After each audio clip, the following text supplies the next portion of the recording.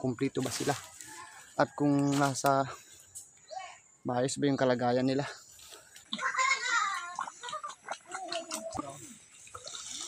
Yan.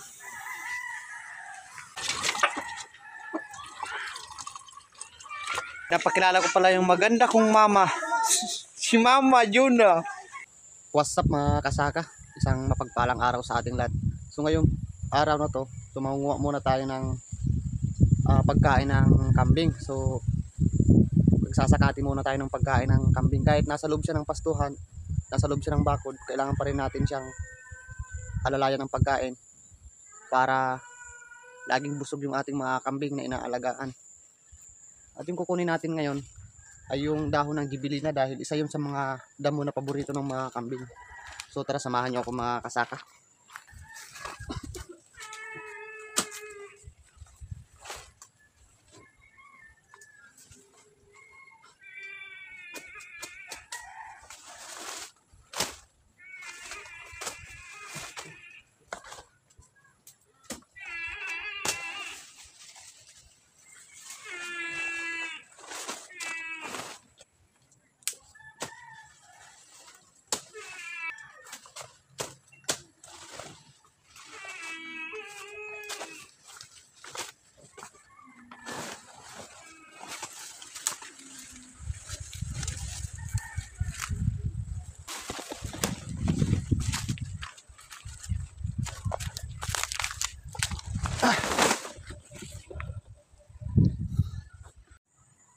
Ayun mga kasaka, wala pa yung mga kambing dito. Nandyan pa yan sa mga damuhan, sa paikot. Nandyan pa yan sila.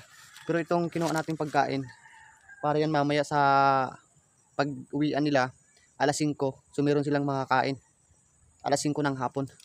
So hahanapin muna natin yung kambing kung nasaan na. Nandun sa tok-tok, oh, nandun sa taas. Titingnan natin. Kailangan kasaka. Pagdating ng hapon, alas 5 ng hapon, so kailangan sinicheck natin to kung complete yung kambing na inaalagaan natin, kung ilang piraso. Tapos sa umaga, at kung sakaling tag-init man yung panahon natin, kailangan natin silang painumin ng tubig. Ayan, nandyan sila sa taas. Nandito nga sila mga kasaka. Nandito sila ngayon sa mga damuhan. Yan yung ating mga kambing. Kailangan natin silang i-check kung ilan yung kambing natin nandito, kung kumpleto ba sila at kung nasa maayos ba yung kalagayan nila. Ayan mga kasaka, nandito sila lahat. Nandyan yung lalaki na nagkakambang sa mga babae. At ito naman yung isa. Ito yung buntis na to. Lapit na mga anak. Tapos yung isa nandun sa taas, lalaki din yun.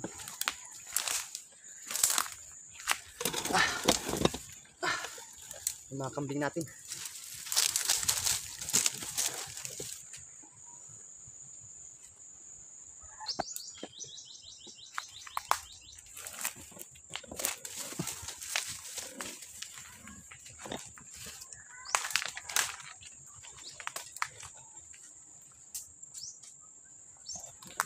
So yun mga kasaka, so na-check na rin naman natin yung mga kambing na alaga natin. So pwede na natin silang iwan dito. At bukas naman ng umaga natin sila pupuntahan. I-check muna natin. Bukas ng umaga na naman ulit. Alright.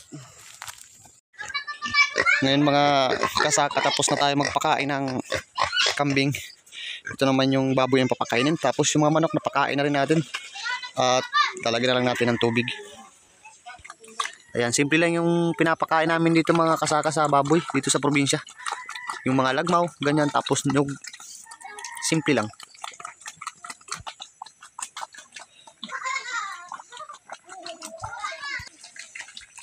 Yan, kaya kailangan marami lang lagmaw ang ano natin, yung sabaw, para mabilis lumaki yung baboy. Tayo na muna tayo ng mga alaga nating manok.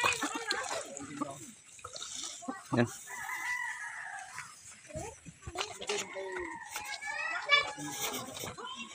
Butas.